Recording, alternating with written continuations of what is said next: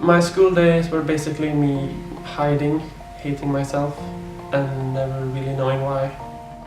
Instead of focusing on studying, I had to cope with stress caused by the bullying. I didn't think there were many others like me out there, and so it was a hard place emotionally to exist. Everyone has the fundamental right to education. Schools therefore should be safe, inclusive and supportive of all learners.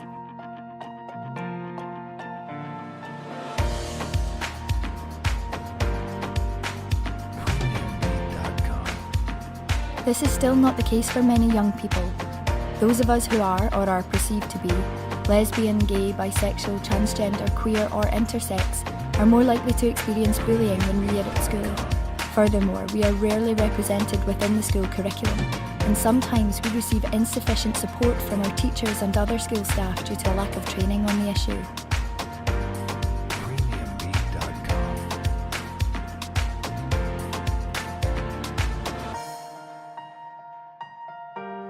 Despite substantial evidence of the serious and long-term effects of homophobic, transphobic and interphobic discrimination, the problem remains widespread across Europe and beyond. I've had literally no training at all about how to deal with LGBT issues, so no, I would not feel comfortable dealing with it. Teachers and other educational professionals in many countries stress that there are no policies or guidelines to support their efforts to tackle the discrimination we face. I think we are in a standstill in relation to this. I must admit that we don't know enough. This lack of training and support is closely related to the low levels of awareness and confidence in dealing with the issue amongst professionals. I really know nothing about it, and I'm not particularly interested, to be honest.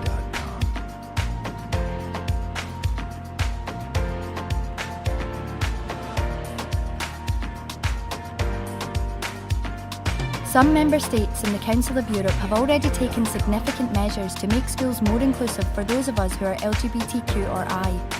Others have introduced plans to combat bullying based on actual or perceived sexual orientation, gender identity and expression, and sex characteristics within education. To ensure this work is effective, however, we need an overview of all national strategies and policies. IGLEO, the International Lesbian, Gay, Bisexual, Transgender, Queer and Intersex Youth and Student Organisation, has created the LGBTQI Inclusive Education Index to support national governments and civil society organisations in ensuring the right to education for all. The index will provide an overview of the situation in each country, highlight good practices and encourage international cooperation. Evidence shows that targeted interventions on discrimination within education can make a positive difference for us all. We need every member state to implement a comprehensive approach to LGBTQI inclusive education. A legal framework is necessary to ensure the effective enjoyment of the right to education. This involves explicitly tackling discrimination on the grounds of actual or perceived sexual orientation, gender identity and expression, and sex characteristics within educational settings. National or regional policies which promote a safe and inclusive environment are crucial for outlining the necessary processes and actions that all schools should follow to combat homophobia, transphobia and interphobia. These policies provide teachers and other school staff within the framework to tackle discrimination with confidence and support. Research shows that having a reactive approach to discrimination at school is not enough. The general invisibility and lack of positive representations of LGBTQI people in schools has negative consequences for us all.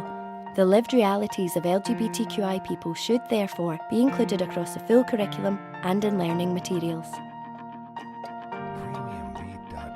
A comprehensive training programme for all teachers and other school staff on LGBTQI awareness and inclusion is essential to ensure they can create a safe and caring atmosphere and support those of us who are LGBTQI.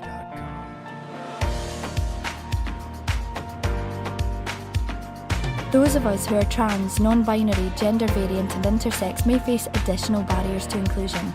We should all have the right to choose our own name and gender marker at school, and our decision should be respected in all documents and certificates, and by which gendered spaces we can use. Monitoring the nature, prevalence and impact of violence at school is necessary to plan effective interventions to combat homophobic, transphobic and interphobic bullying. Bullying based on our actual or perceived sexual orientation, gender identity and expression, or sex characteristics must be recorded as such to build up an accurate record of it.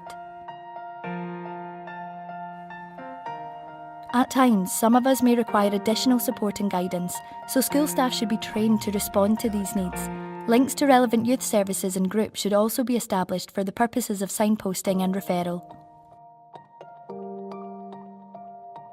We should have access to information and support regarding sexual orientation, gender identity and expression, and sex characteristics. This information should be provided in different formats and should be on display in both public and more private areas of the school. This will also be helpful for creating an environment that encourages greater understanding and respect from all learners. Partnerships between the education sector, civil society organisations and other relevant service providers and organisations ensures that schools have access to the most up-to-date information and guidance on LGBTQI inclusion. These organisations need adequate funding and resources, as well as government backing to carry out such work across all schools. Membership of the Council of Europe LGBTQI Focal Point Network and the signing of the UNESCO Ministerial Call to Action on Homophobic and Transphobic Violence both demonstrate the international commitment to tackling school bullying and ensuring LGBTQI inclusion within education.